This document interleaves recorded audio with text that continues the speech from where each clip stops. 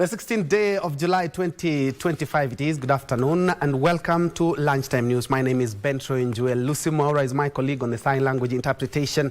Remember, this live broadcast is coming to you live from the broadcasting house here in the county of Nairobi, and you can be part of the broadcast via all our social media platforms as we are live.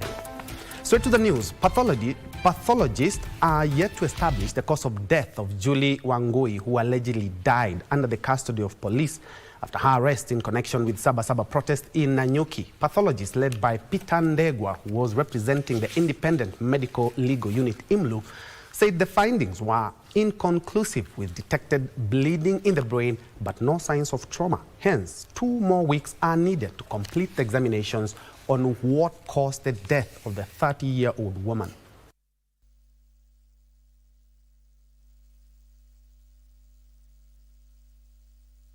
We are finding some things in the lungs, in the brain, in the pancreas, in the liver, all of which can actually be contributory.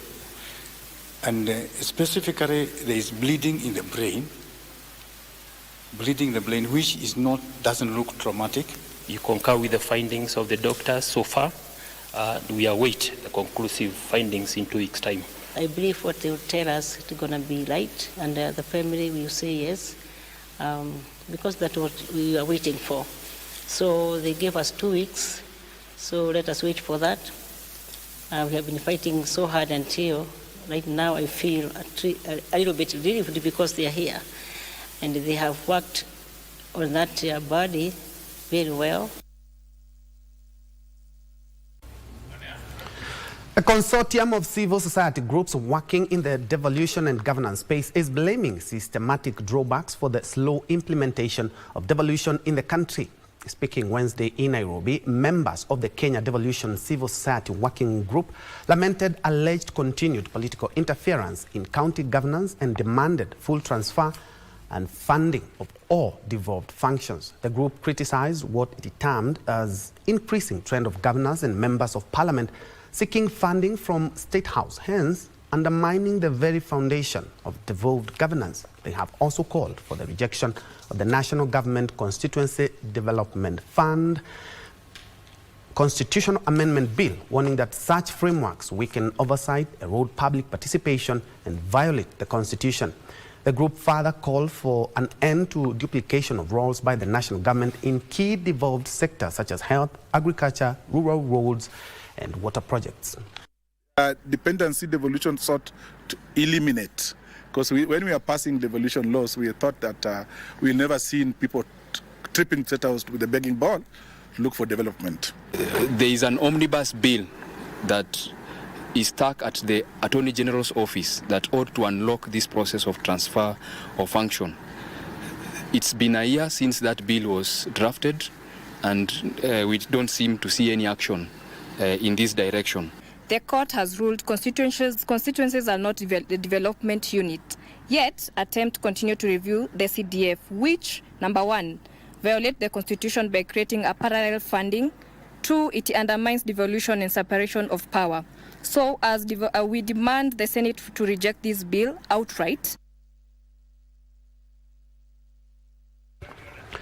Switching gears to politics now, where a section of opposition leaders has dismissed calls by former Prime Minister Raila Odinga to have an intergenerational national conclave dialogue, arguing that key recommendations from the National Dialogue Committee, that is a NADCO report, remain unimplemented, and that the proposed talks may not adequately address the immediate concerns of the citizenry. They made the remarks after attending the burial of victims of the recent protests. There's a growing resistance from a section of opposition leaders to the calls for national dialogue. The leaders say they will not take part in what they term as unproductive talks that do little to ease the suffering of ordinary Kenyans. Tuliulizwa kufanya national dialogue. Sasa kama hiyo dialogue hiyo iliambukia patupu, hakuna haja ya kuuliza tufanye mazungumzo. Tufanye mazungumzo juu ya nini? Elsewhere, Isiolo members of County Assembly have assured residents of their renewed resolve to keep the executive in check, warning that they will rekindle their clamour to oust the governor in the event he fails to fix the existing gaps and focus on service delivery for the people. Sisi hatutarudi nyuma, hatutaacha dhuluma ikiendelea Isiolo, lazima tutasimama na haki yenu. Kuhakikisha ya kwamba maendeleo yenu imefanywa kulingana na katiba na sheria ya Kenya. And a section of women leaders in Mombasa County has urged President William Ruto to prioritize the strengthening of the United Democratic Alliance Party in the region, citing concerns over dwindling grassroots support and lack of recognition for party loyalists. Mheshimiwa Ruto paka aamue kuja kutafuta hawa watu wa broad, ache tujipange kwa sababu Sarai yeye wakai walia na UDA imemshinda. Kitui County Governor Julius Malombe has dismissed critics of his administration, reaffirming his commitment to results-driven government. The performance contract we have signed, they are comparable with those of the ministries, departments and agencies of the national government. The governor made the remarks while presiding over the signing of the fourth cycle of the performance contracts for the 2025-2026 financial year. Doreen Arange for Lunchtime News. The Sunday beaches of Kilifi, where a section of religious leaders in Kilifi County is calling on the political class to engage in dialogue to calm the political temperatures, led by Malindi Catholic Bishop Wilbard Lago. The clergy further appealed to relevant agencies to come on board and together support initiatives that promote dialogue.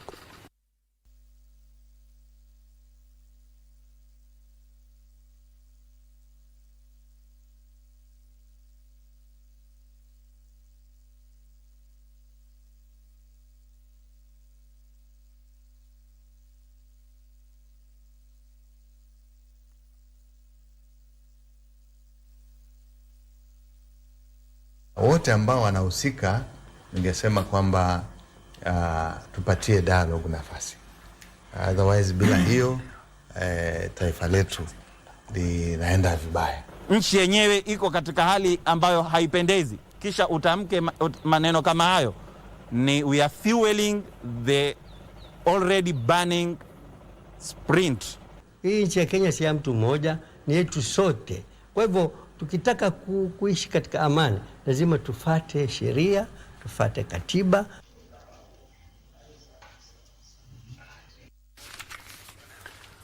Elsewhere, a section of leaders in Kiambu County have sounded the alarm over a disturbing surge in gender-based violence in the region. Speaking at a women forum in Thika, the leaders vowed to keep pushing for comprehensive interventions, including community awareness, strengthen law enforcement and social support services to root out GBV in all its forms and ensure the safety and dignity of women and girls in Kiambu and beyond.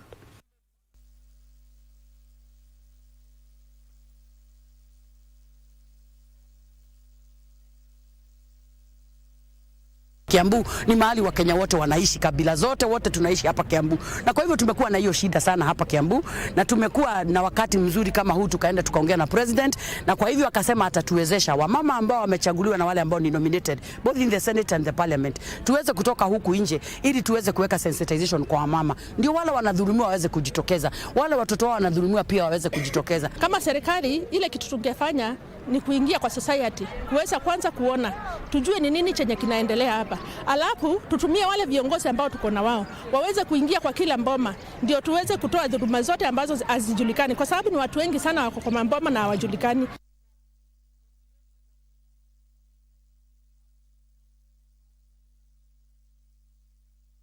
Patients living with TB or tuberculosis and HIV in Busia County are raising the alarm over persistent social stigma, which is a major obstacle to their treatment and well-being.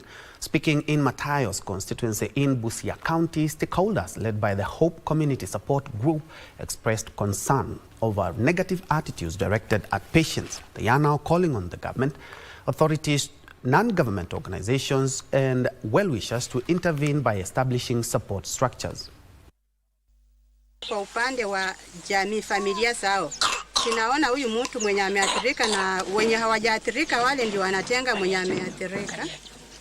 Ndio wanatenga mwenye ameathirika, wanasema sasa huyu hawezi akashare chochote kwa community, hata kuinherit mali yoyote, kwa ajili yeye sasa ashakufa, anangojea tu kuzikwa. Poverty tuko nayo katika hawa watu, hawana uwezo yoyote. Hata unapata tena upande wa chakula, hawana chakula.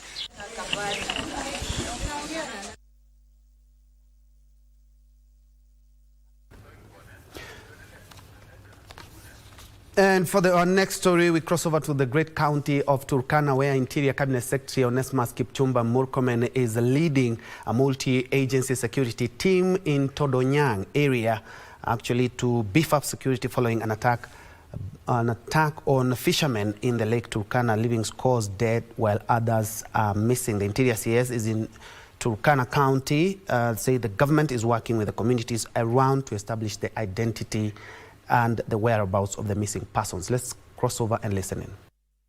Ambayo inaitwa mobile registration kit. Namani, unaweza fuata mtu mwenye anachunga ng'ombe mpaka huko ndani penye yako na afanyiwe registration na ngojea ID, ikirudi tena apewe chip na assistant.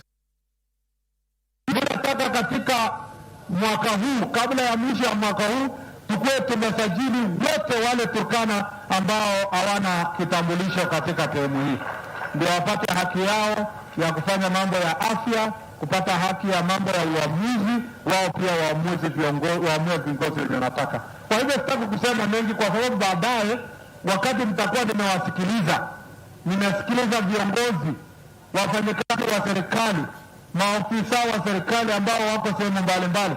Mnajua nyinyi mko, kuna maafisa wako KBC huko, wako kona huko, wengine unajua nimeenda mpaka Todonyang, na hakuna waziri kwa miaka 10 ameenda Todonyang, ni mimi tu kwa ile mwaka 10 inaisha, kwa sababu mimi mtoto ya hapa mnamjua wangu hiyo. Sipi nakaa hata Turkana vile ningepata kusora ni ya Turkana, kwa sababu mimi mtoto ya hii Kerio Valley. Mimi nataka tuhakikishe tunasaidia wale wanafanya kazi ya serikali hata mwisho huko kwa boda, ili wahudumie wananchi vizuri. Na nataka leo kusikiliza ni kwa njia gani tutafanya namna hiyo.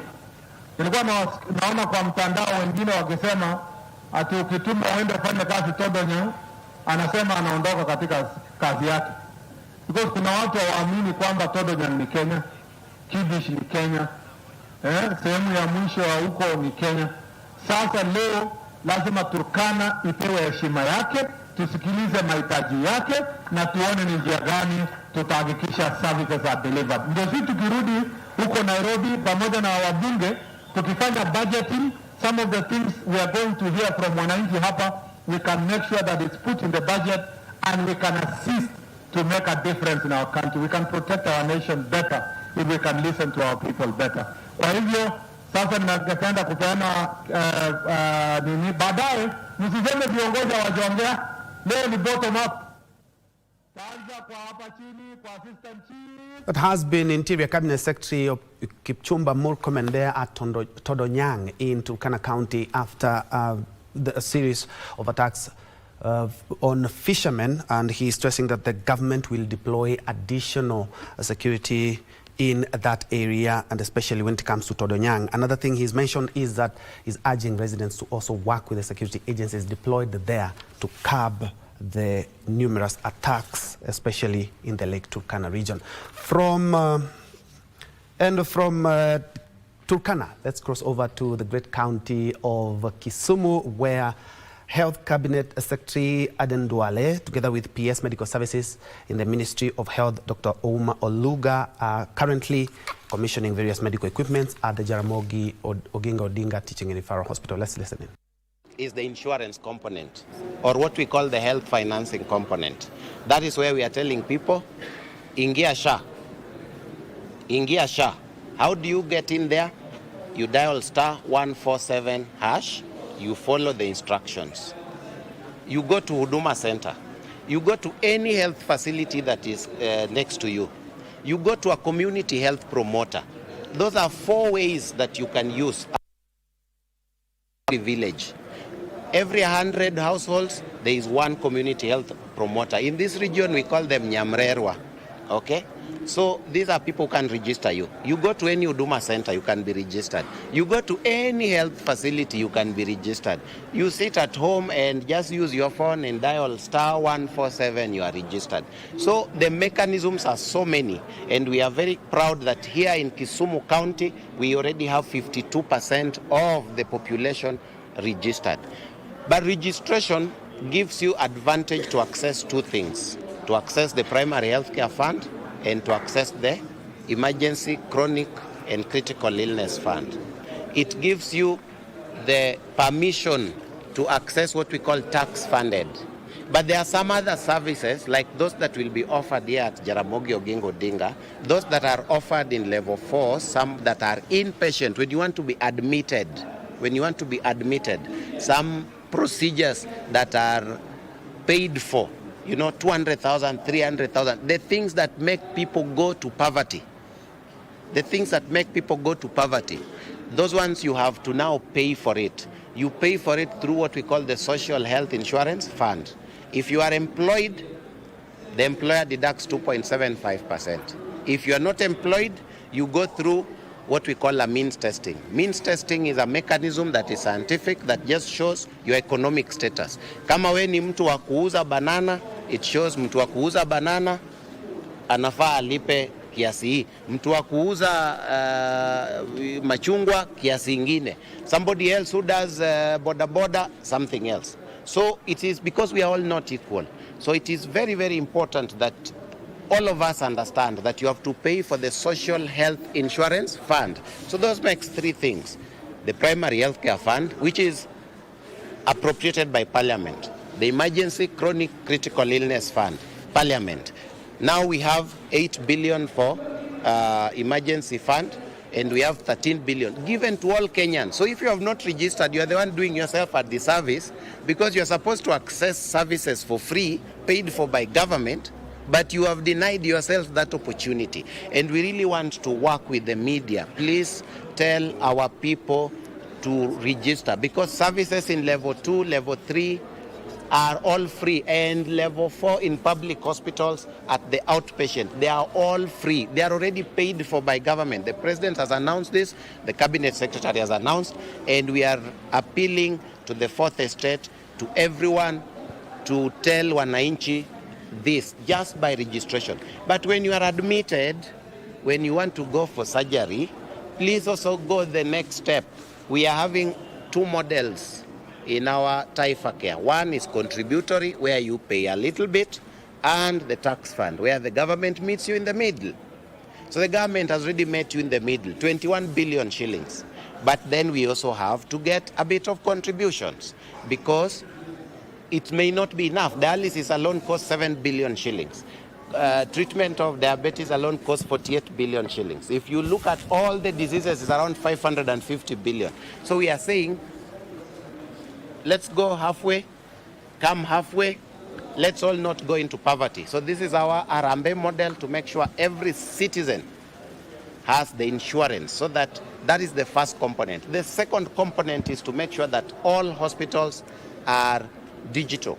Digital helps us to make the patient record be movable from one place to another, so that if you come for a CT scan in Kisumu and tomorrow you are referred to Nairobi, we want you to save money, and we want you to save us money. So you don't have to repeat the CT scan, because we can see that record. That is also why we are here. So today we are here to distribute over 1,000 tablets for Kisumu County, for all the hospitals that are public, so that every single hospital has a tablet, has a computer. In that tablet there is a system. That system enables the patient to register, enables the patient to be seen, enables the patient to have their record, and enables the Social Health Authority to pay the facility through the claims. And so we want to make sure that all public facilities are... That has been PS Medical Services in the Ministry of Health. That is Dr. Oluga Ouma there, addressing the media after commissioning of a number of medical equipment. Just a quick wrap is that he has talked about rallying Kenyans to go ahead and continue registering for the Social Health Authority.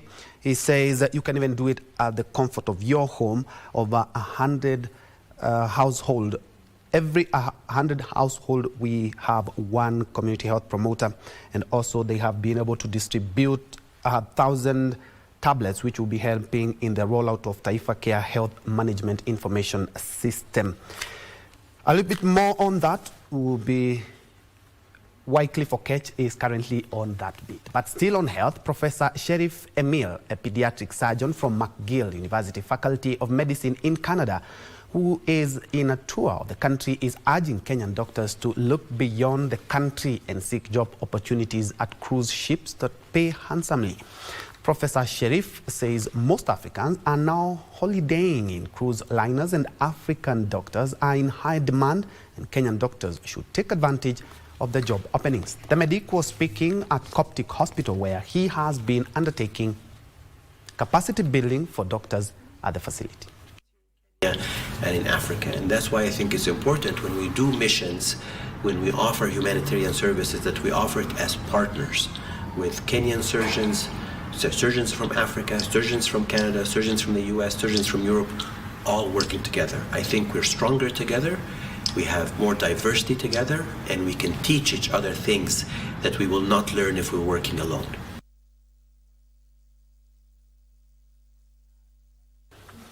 In other news, leaders in Kwale County are being urged to take responsibility by creating job opportunities and implementing development projects as they had promised. Speaking in Matuga Sub-County, a section of residents led by Mariam Mwakulola emphasized the importance of leaders being accountable and providing truthful updates on the projects and the progress made in their implementation. Kwa kweli hakuna ajira. Na viongozi kila ukijaribu kuambia wanasema kweli hakuna ajira, ni janga la country nzima, lakini tunawaambia viongozi wajaribu kufungua viwanda venye vitaweza kuajiri vijana, kazi za mkono hata na kazi za wenye walisomea, wenye wako na taaluma pia unaweza kuajiri wakati watu wamefungua viwanda. Vijana wanahangaika, hawana ajira, na sisi wakina mama nasi pia tunapata tabu kwa sababu watoto ni wetu, wanapata shida, wanashika vipanga. Kwa nini wasipate hizi ajira au watoto wakaacha hivi vipanga? Now, Meru County Governor Isaac Mutuma has issued firm directives to steer the transformation of Meru municipality as it sets its sight on becoming Kenya's next city. While the town marks 114 years of existence, a new Meru municipality board has been formed on a mission to attain city status. The governor directed the board to automate revenue collection, protect green spaces, and enforce public order to attract investors and ensure sustainable urban growth. Entrusted with a critical mandate to steer Meru municipality towards city status through effective urban planning, strategic service delivery, and people-centered development. That is why my government, in partnership with national agencies and development partners, is prioritizing structure and spatial planning, clean public spaces, green corners and parks, efficiency transport, and onda. Asante sana. And the President of the Court of Appeal, Justice Daniel Musinga, is calling for the use of mother tongue in Kenya's judicial system. He says many Kenyans are unable to express themselves effectively in court due to language barrier. Speaking in Mombasa County during a Bible Translation League fundraising event, Justice Musinga emphasized the need for court proceedings to be conducted in languages citizens can understand. Justice Musinga also urged the Ministry of Education to work closely with parents and teachers to promote the teaching of mother tongues in schools, saying indigenous languages are key to cultural identity and effective communication. Hawafunzi lugha za kiasili kina mother tongue. Mimi nilipokuwa class 1, 2, 3 tulifunzwa mimi ni Mkamba, nilifunzwa Kikamba, nina Biblia ya Kikamba, naweza kusoma Kikamba, naweza kuhubiri na Kikamba. Tunataka watu wote wanapokuja hata mahakamani, kwa sababu sheria yetu ya Kenya inataka kila mtu awe anahusishwa na ajumulike kwa yale yote ambayo yanatendeka. Tumeweza kukamilisha Biblia 6, Agano la Kale na Agano Jipya kamili. Tuko na Biblia 12 za Agano Jipya kwa makundi mbalimbali. Very well, that report by Justice Musinga emphasizing on the need for us Kenyans to adopt vernacular languages even in our judicial system and schools. Takes us to a fast break at about 25 minutes past the hour. We are due for a break, but on the other side of the break, more news, not forgetting the latest from the world of sports.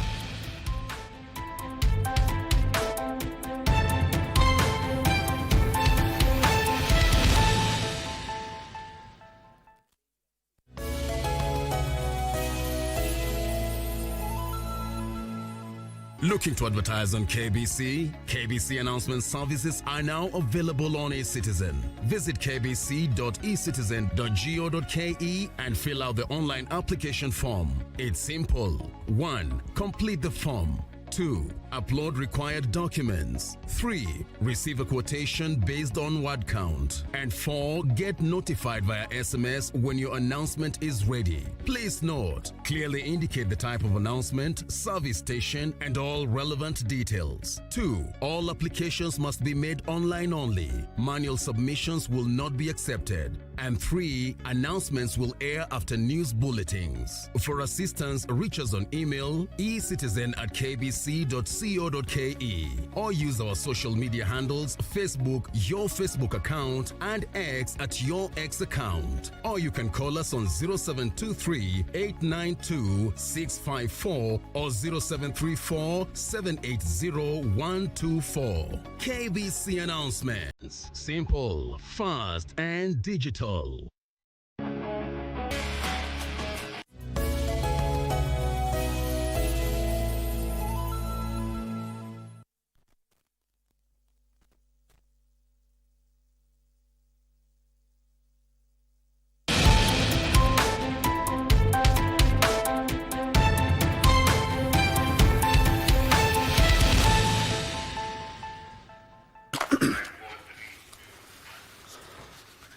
Welcome back to Lunchtime News. Moving on, in a bid to preserve and celebrate the rich Maasai culture, at least 25 cultural groups from Kajiado Central Sub-County are participating in a 2-month grand culture competition being held at Ngoire Village, Kajiado County. The cultural event, dubbed My Village, My Culture, My Traditions, will offer a platform for various groups to showcase their different cultures through folk songs, poems, drama, and traditional foods, among other cultural facets. The winner will pocket 500,000 shillings, while the first runners-up are expected to take home 300,000 shillings.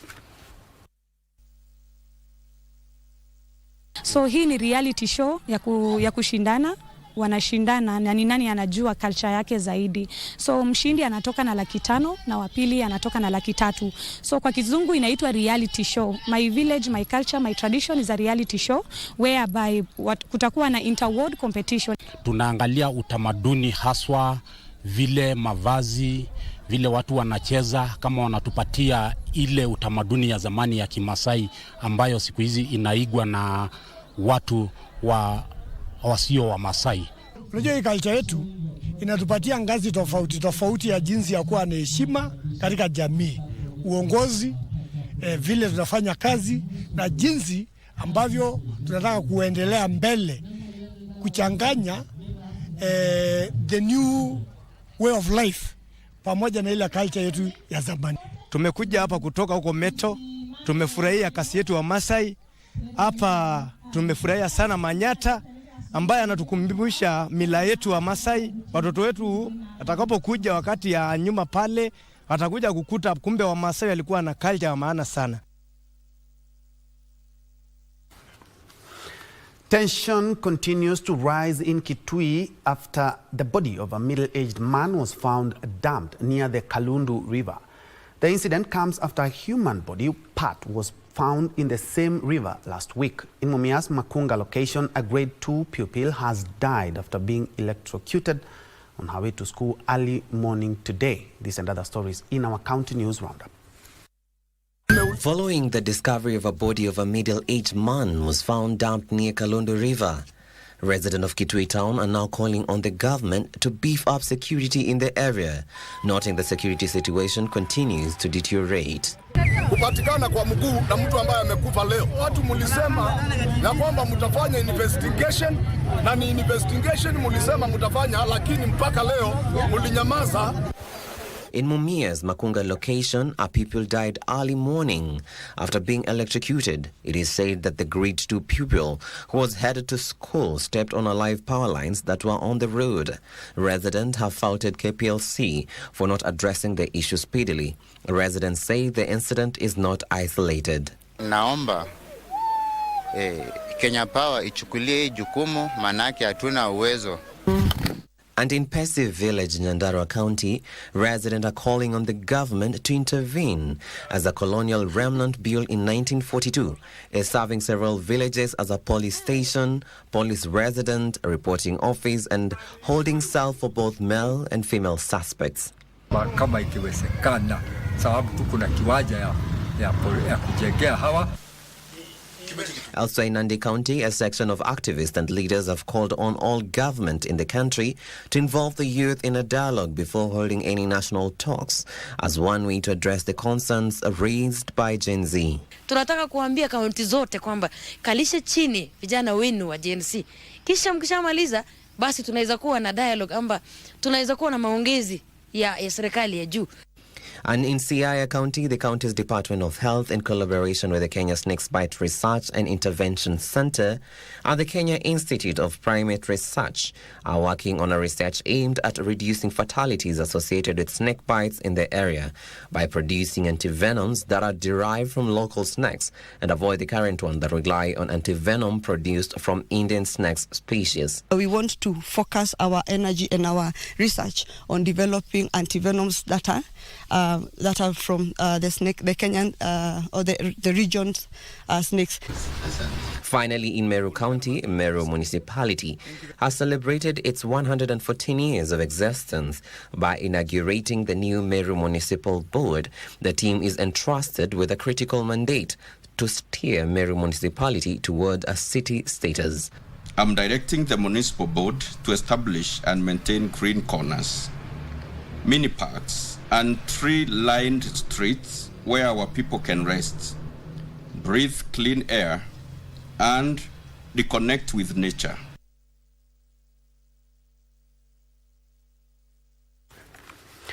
Moving on, Narok Taxi Association members have elected their county representatives to fight for their rights in an exercise overseen by the Narok security team at Olentimama Stadium in Narok. In the exercise, Jona Ole Nailante was elected as the association's chair, taking the mantle from Keseyo Naeni, while Maurice Onyango was elected as secretary and Augustus Ondemwa as the treasurer. The new team has promised to bring everyone on board across the county. Na challenge sana. Manake hii ni town. Kesho unakuja una wale watu wenye ulikuwa nayo. Kesho unakuta wengine ambao unapatana na challenge sana. Lakini nashukuru sana watu wa taxi na ofisi ya SUA ya County Commissioner ambayo waliesimama nasi na wakaleta hii kitu na haki na uwazi. Manake kama sio haki na uwazi, hatungekuwa tunafanya hivi kama watu wa taxi. Yangu ni kusema tu wana taxi tuendelee kusupport hii ofisi, tuendelee kuwapatia ideas zetu na kuwapatia resources zetu ili hii kazi iweze kuendelea. Wamekuwa pamoja, wamefanya kazi pamoja, na ile uongozi ambaye sasa leo tumetafuta ama wamekuja wakaungana pamoja na kuweza kuchagua chairman wao, tunashukuru kwa sababu imekuwa very free and fair elections. From Narok to county number 14, where a community-based organization in Dallas Estate, Embu County, is counting losses after protesters stormed the premises and made away with a container housing key documents, a laptop with sensitive data, and over 200,000 shillings in contributions. The protest on Tuesday was part of ongoing demonstrations demanding the release of Manyata Member of Parliament Gitonga Mukonji. The CBO is appealing to borrowers to repay their loans to help it recover from the loss. Leaders in the region have condemned the protest, urging authorities to investigate and recover the stolen property. Juu sasa sisi kama sisi watu wa biashara dogo dogo hatujui sasa tutaanzia wapi. Tumerudi mpaka sufuri. Sasa hata tujui hatuna njia. Tumekaa hivyo sasa, hata customer wetu ambao tulikuwa tunashughulikia saa hii wanakuja, tunawaambia hivyo. Hata hatuwezi sasa hata itisha deni zenye zilikuwa nje, document hatuna. Tunaweza waomba ambao tulikuwa tumepatia soft loan, kwa maana hatuna document kwa sasa. Mkaweze kuwa mnakuja kurudisha pesa yenu, hata kama hatuna document, tunajua mambo itarainika. Na tutajaribu vipasavyo kuangalia na kuongea nao wakubwa wetu ambao ni wa roho mzuri ambao watatuinua tena ili tukaweze kushikana. Hatujui tutaanza wapi. Now, the Anglican Church of Kenya's Upper Southern Nyanza Diocese, through its Community Development Trust, has officially launched a partnership with 5 Talents Kenya FTK to support and empower vulnerable Christians in the region. During the launch held at St. Philip's ACK Church in Kisii, FTK CEO Peter Mugendi said the collaboration will promote sustainability through financial literacy. Potential beneficiaries would receive guidance on forming community circles and accessing donor support. Mugendi also noted that a key goal of the program is to enhance the governance and management of circles to ensure their long-term success. In dioceses of the Anglican Church, and so 5 Talent is having this program so that we can try to transform the rest of people by encouraging them to save, so that after saving for some time, they can be able to borrow money and start businesses that can sustain them. We walk the community on a journey of sustainability. In the initial stages, we're able to provide that through donor support with a view of creating a savings model that eventually evolve into community-owned and managed circles that are well-governed and that are given credibility through the infrastructure of our partnership with the church. So we've been able to see the mature programs evolve into thriving circles that no longer require donor support.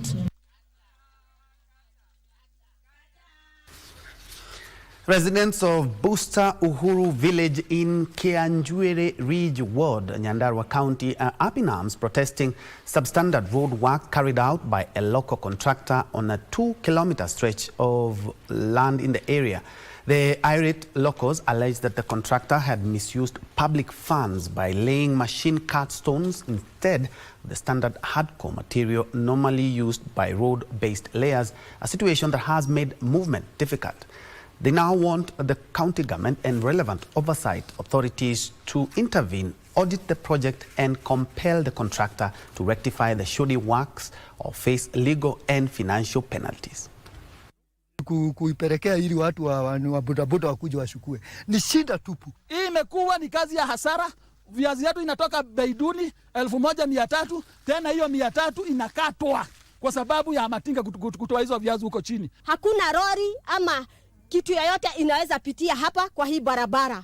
Wamama wetu na wazazi wetu wajawazito huwa wanajifungulia hata katikati ya hizi mawe sababu ya kukosa njia ya usafiri.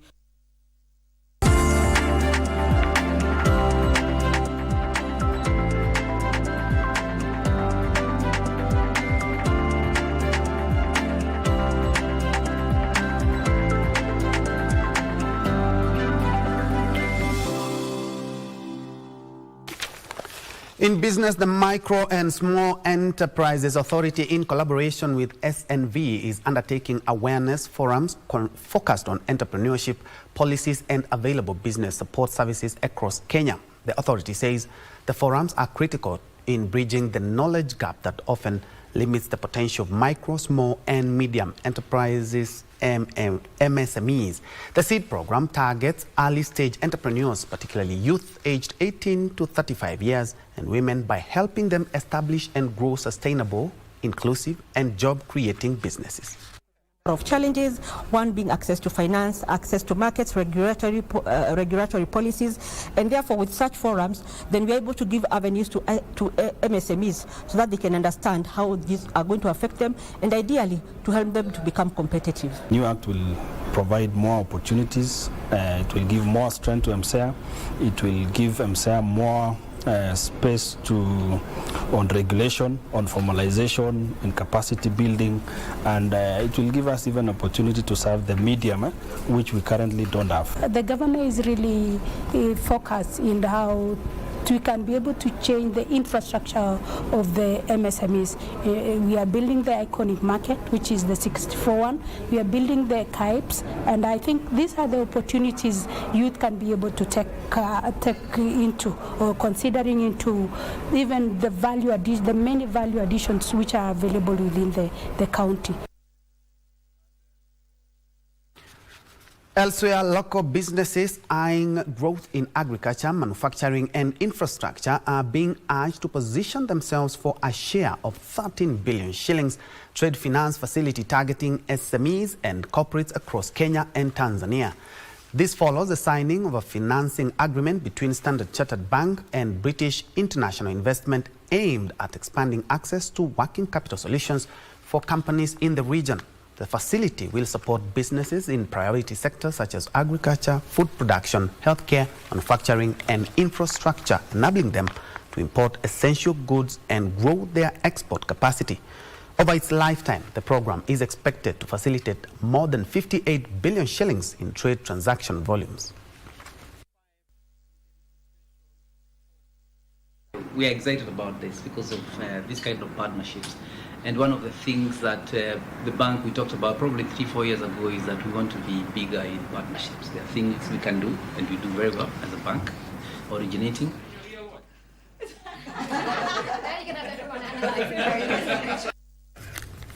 Further afield, China is changing its approach to urbanization strategy to prioritize improving the quality of life and work for people in urban areas.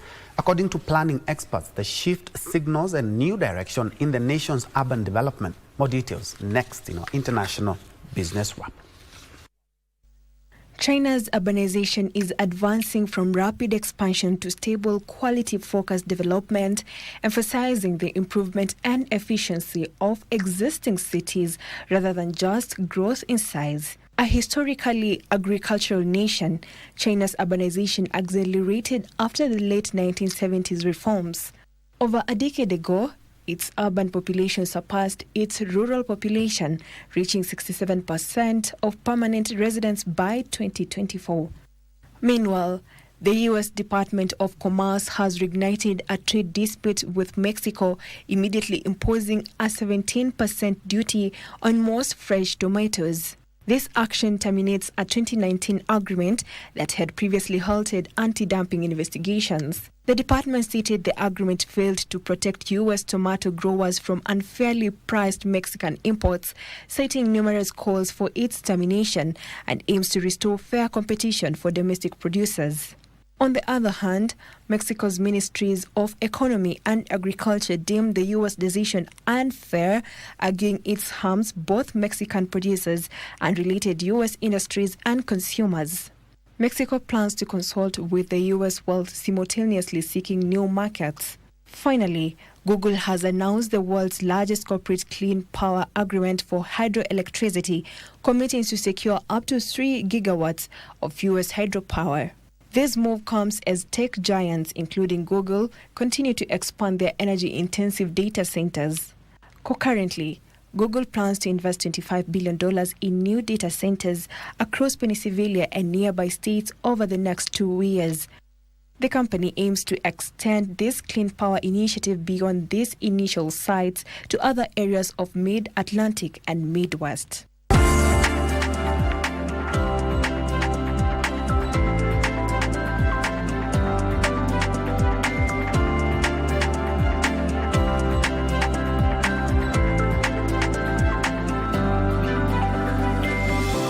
Sports Njue Stadium has officially been handed over to the local organizing committee of the 2024 African Nations Championship in readiness for the August showpiece, with Sports Cabinet Secretary Salim Mvurya affirming Kenya's commitment to co-hosting a successful continental event with neighbors Tanzania and Uganda. My colleague Daniel Mwendwa has more. The Njue National Stadium is now officially under the Chan Local Organizing Committee, marking a key milestone in Kenya's preparations to co-host the 2024 Chan tournament, which kicks off on the 2nd of August. Sports Cabinet Secretary Salim Mvurya presided over the handover, assuring the public that the stadium is now fully compliant with CAF standards. I would like to rally all Kenyans that we come in large numbers to cheer our team and demonstrate our passion and commitment and also patriotism and our unity of purpose as a nation.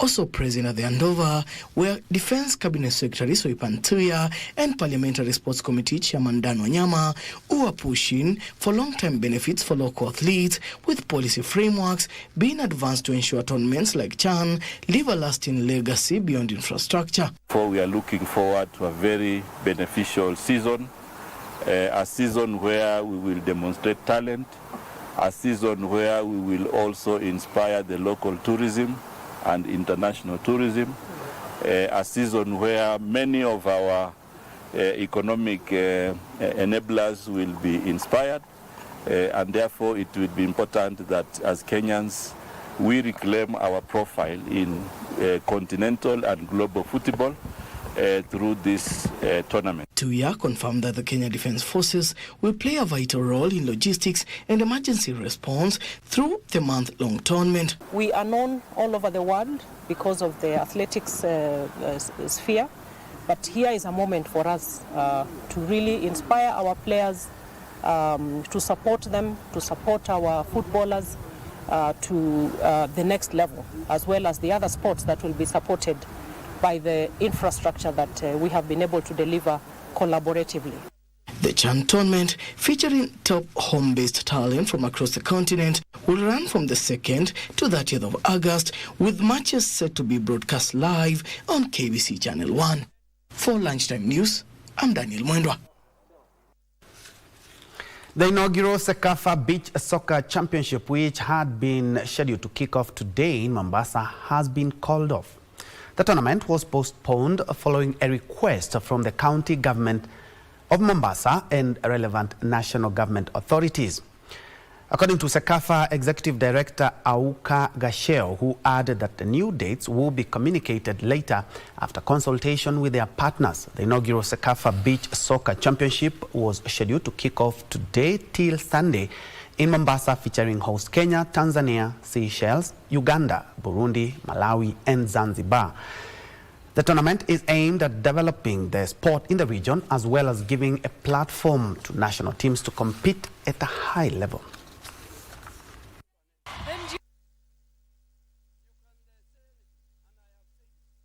And the 2025 Driftwood Rugby Sevens tournament has been boosted with a sponsorship package of 3 million Kenya shillings from the Kenya Breweries Limited. The Driftwood Sevens leg is the first of 6 tournaments on the 2025 National Sevens circuit.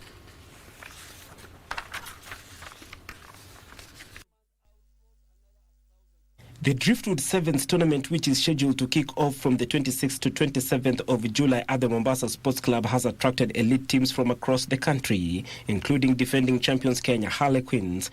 Others include 2025 Kenya Cup champions Kabrasa RFC and 2023 Circuit champions KCB. The Driftwood Sevens is the first of 6 tournaments on the 2025 National Sevens circuit.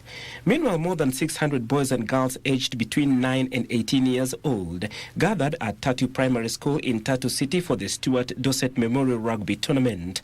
The tournament, in honor of late president of BBRFC Celtic Stuart Dorset from 2006 to 2010, served as a powerful reminder of rugby's role in uniting communities and empowering the youth. Children from Shama centers in Mathare, Kangemi, Korogocho, Kayole, Ngewe, Oaklands and Mutundu came together for a day of spirited competition in an effort to build resilience, discipline and teamwork. What can be better than to have a remembrance of him, especially here in Kenya, because he made such a big impact for us as well, because he helped us in fundraising and trying to build rugby in Kenya. We use the sport of rugby with its values to ensure that we are able to scout for scholarship positions. We are able to impact academic by providing learning materials to the beneficiaries and the students that we work with. We are really invested in the community, especially the kids from the community. rugby is the way to go. We need them to be empowered through sport. Tatu Primary were crowned champions of the under 11, 13 and 18 years for both boys and girls, and also won the under 15 girls title. Njue Primary were the only other champions winning the under 15 boys title. Driftwood 7 story takes us to the tail end of this live broadcast. Many thanks indeed for joining us. My name is Njue. Lensa Odingo has been our sign language interpreter for this live newscast. Remember, more news in our subsequent bulletin, but you can check out this plus much more in our social media spaces, not forgetting our KBC Digital app. On behalf of the big team who work tirelessly to ensure that you have this news plus much more, and my director for the day, Mugo Karaoke, do have yourself a blessed afternoon.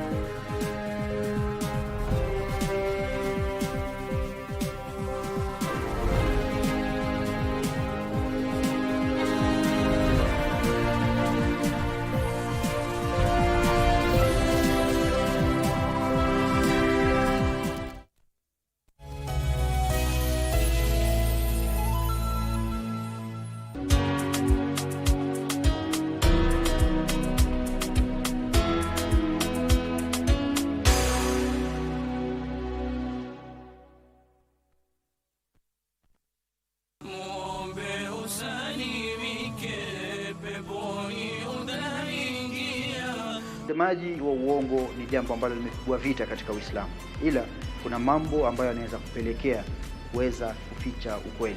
Maisha yake Nabii Ibrahim alilazimika kuficha ukweli mara kadhaa kutokana na sababu tofauti, zikiwemo pale Nabii Ibrahim alipoficha ukweli baada ya kuvunja masanamu yote yaliyokuwa yakiabudiwa. Kwa hivyo hili ni jambo ambalo kwamba kila Muislamu lazima afahamu malengo mahsusi aliyoletewa hapa duniani, huwa si lingine isipokuwa ni kumwabudu Mola wake. Ni mwaliko wa kuishi kwa unyenyekevu, matumaini na moyo wa shukrani kila siku, kila saa, kila pumzi. La ilaha illa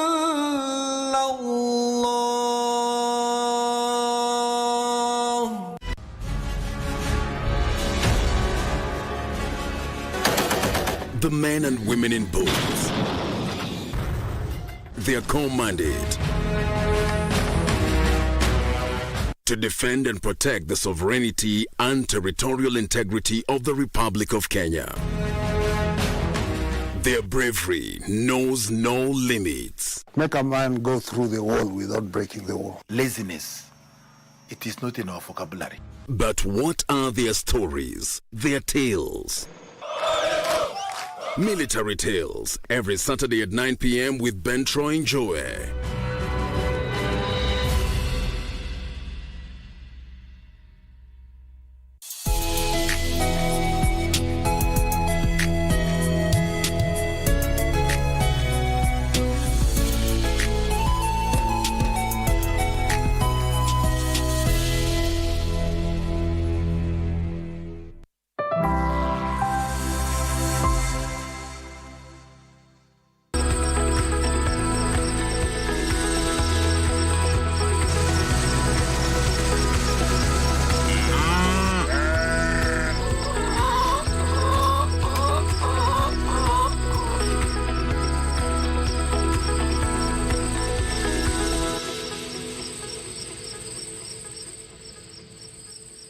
Ujambo mpenzi mtazamaji, natumai ubuheri wa afya. Ni wiki nyingine tumekutana kwenye kipindi chetu cha Mkulima, tukiwa tayari kujifunza mbinu tofauti na za kisasa za kilimo pamoja na teknolojia zinazoimarisha afya. Mimi ni Boniface Mutunga. Nami Winnie Mandi. Karibu.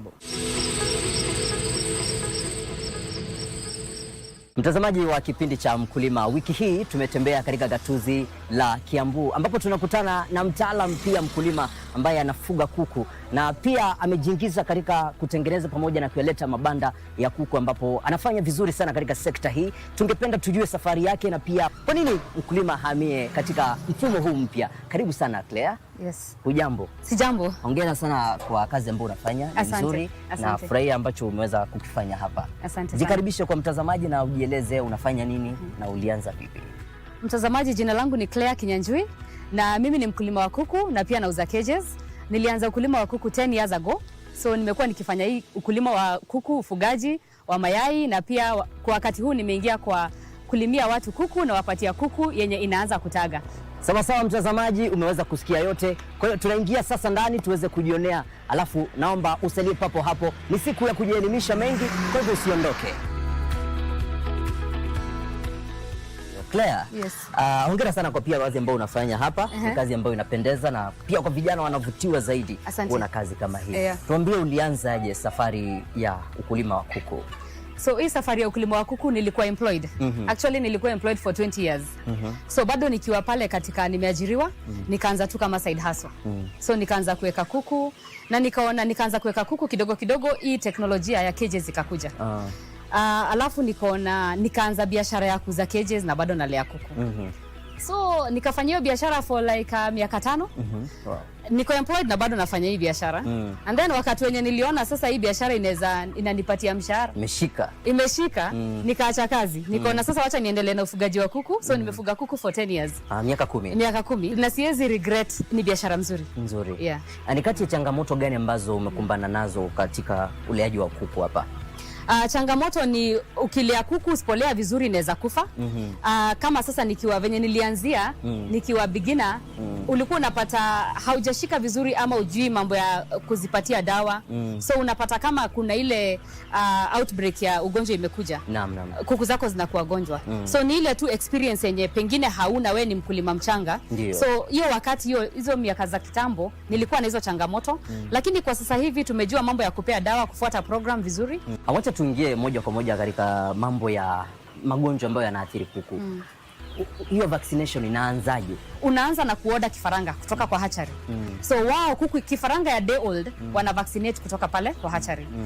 Ukipata hii kifaranga siku ya 7 unapatia vaccination ya gumboro. Alafu tena after siku ya 7, siku ya 9 pia unaipatia another vaccination. Hiyo ni ya Newcastle. So kuna vaccinations kama 4 za gumboro unafaa kupatia kuku zako, na pia vaccination kama 4 za Newcastle unafaa kupatia. So unapatia vaccinations kulingana na chart venye iko mpaka siku ya day 35. Hiyo ni vaccination ya Newcastle. Kutoka hapo ukifika wiki